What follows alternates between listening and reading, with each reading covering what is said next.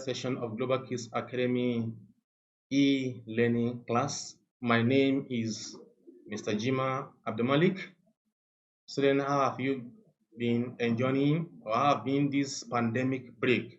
Before we go into the lesson proper, remember to stay safe by maintaining good personal hygiene. Above all, do not forget to always pray for our dear country, for God's intervention over this pandemic problem. Back to our lesson. In our last class, we discussed political culture and political socialization. Our topic of discussion today is sovereignty. What is sovereignty? Sovereignty may be defined as the supreme power of the state over its citizens, above and beyond which no any other power exists. It is the power of the state to make laws and enforce them with all the means it cares to employ without any interference by other states. The ideal of sovereignty originated from a French political thinker and a philosopher known as Jean Bodin. He was born in 1530 and he died in 1590. Sovereignty or political sovereignty, it refers to the supreme power of the states to conduct its affairs over its citizens. It is the supreme power of the states to influence its citizens with which method it cares to employ to carry out this will. That is what we call sovereignty. And sovereignty was propounded as a theory by a French thinker and as well as a political philosopher, Jean Bodin. Also, principal characteristic of sovereignty. What are the characteristics?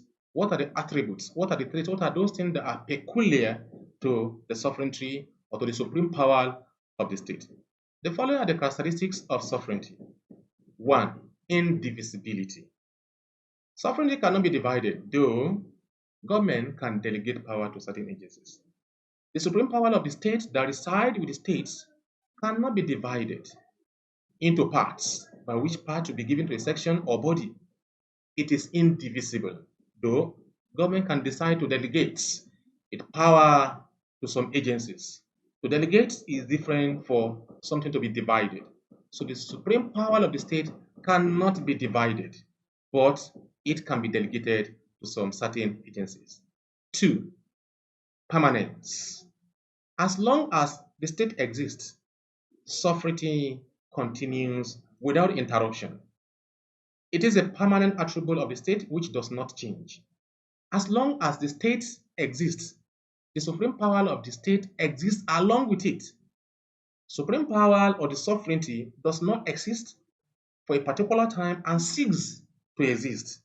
It continues to exist as long as the state itself exists. 3. Absoluteness. The power of a sovereign state cannot be restricted. It cannot be disallowed. There is no limitation to its legal power within its area, and it receives order from none. The supreme power of a state over its citizens cannot be restricted by anybody or by any state, by any body or by any agency within the states. The power of the state or the states as a body receives order from none. 4. Comprehensiveness. The powers exercised by the government are wide and encompassing. These powers are binding on all. The supreme power of the state, known as sovereignty, does not cover some parts and leave some parts uncovered within the state. It's all encompassing. It extends its tentacles to all the aspects of life in the country, in a particular country, over its citizens. 5. Independence of foreign control. A sovereign state is independent of any external control. A sovereign state is independent of any influence from other states, from other foreign actors, or from other foreign individuals. So, sovereignty or supreme power of the state is independence of the state itself. Give the state the power to stand on its own without any external influence. Types of sovereignty. What are the types of sovereignty? The following are the different types of sovereignty. 1. Legal sovereignty. The body that makes laws and enforces them in the state is the legal sovereignty. For instance, Parliament is the legal sovereignty in Britain. The Parliament has the amending power of the Constitution. So, the body that makes laws and enforces law in the country has the supreme power. The supreme power of the state resides with that body that make power. Not only that, execute or implements power, implements law. The body that makes law in the country, and as well as sees to the executions of the law in the country, the supreme power of that state resides with that body and is known as legal sovereignty. Political or popular sovereignty. The electorate constitutes the political sovereignty or the political sovereign.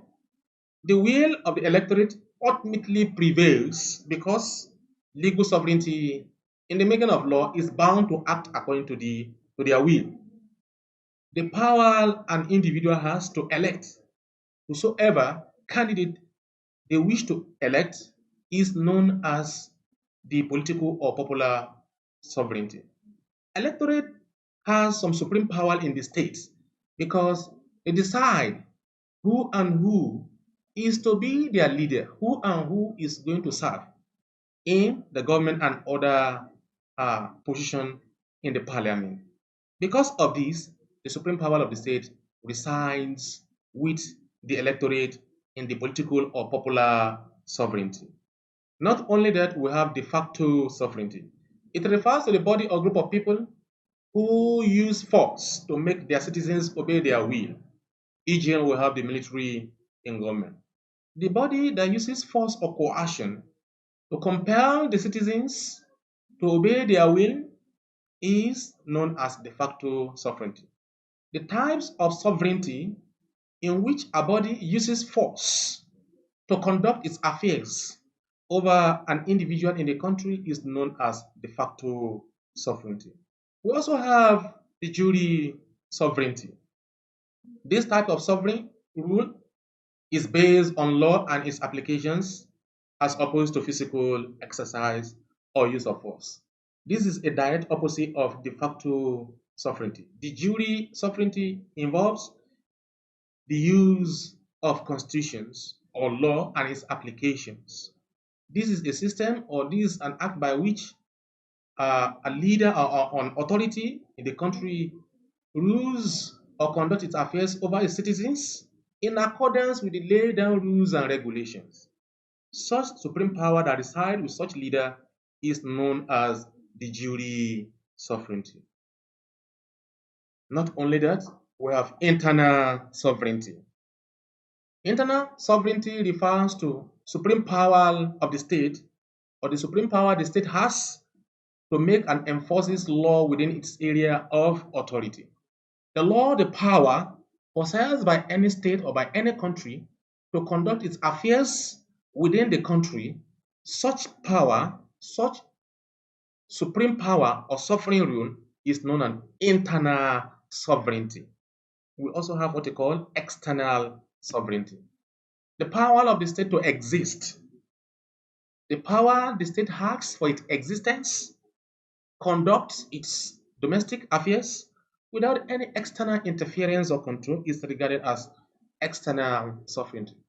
For a state to stand on their own and conduct their affairs, for a state to be on their own and organize their affairs, the supreme power they have, the supreme power a particular state has to do that without any intervention or without any external control or interference on their affairs is known as external sovereignty.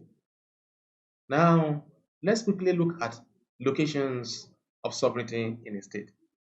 Sovereignty could be located in any of the following institutions or groups in a state. 1. Location in the federal state.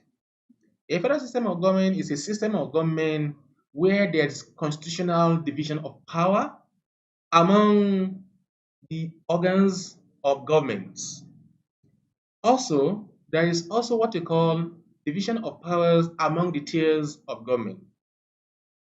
The constitution of the federal state is supreme and it recognizes different authorities and with different powers and functions to exercise. The tiers of government in a federal state are the federal government, the state government, as well as the local government.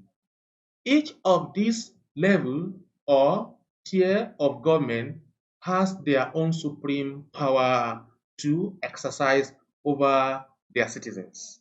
So the supreme power that exists in a federal state exists or resides with three tiers or levels of government, that is the federal, the state, and the local government.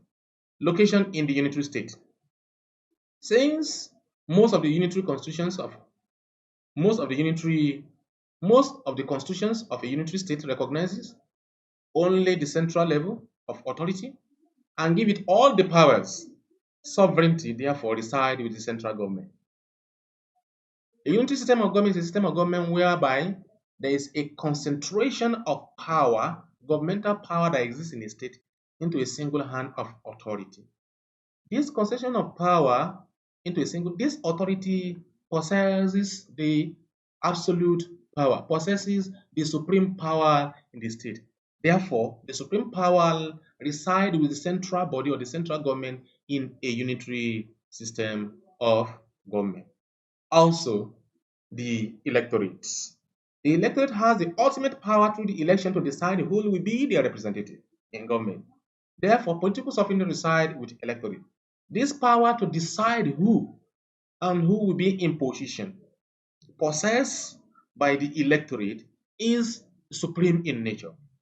The electorate decide who will be in a certain position of government or in a parliament.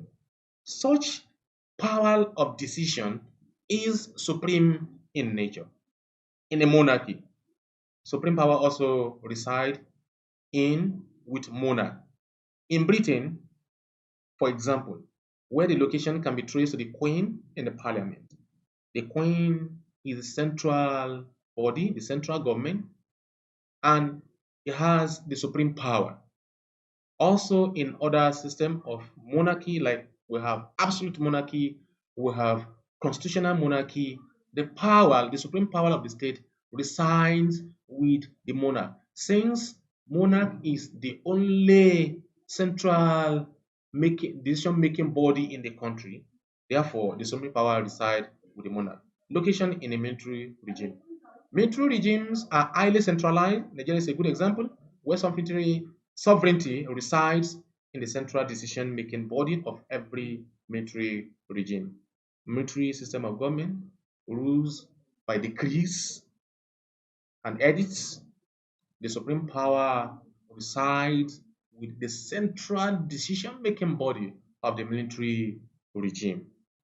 Students, I hope you are following and you have been able to learn something from today's lessons. Remember, we said supreme power of a state is the power the state has over its citizens, above and beyond which no any other power exists. Go forward to make more research on this topic of sovereignty by finding out 10 limitations or problems of sovereignty of the state. Thank you.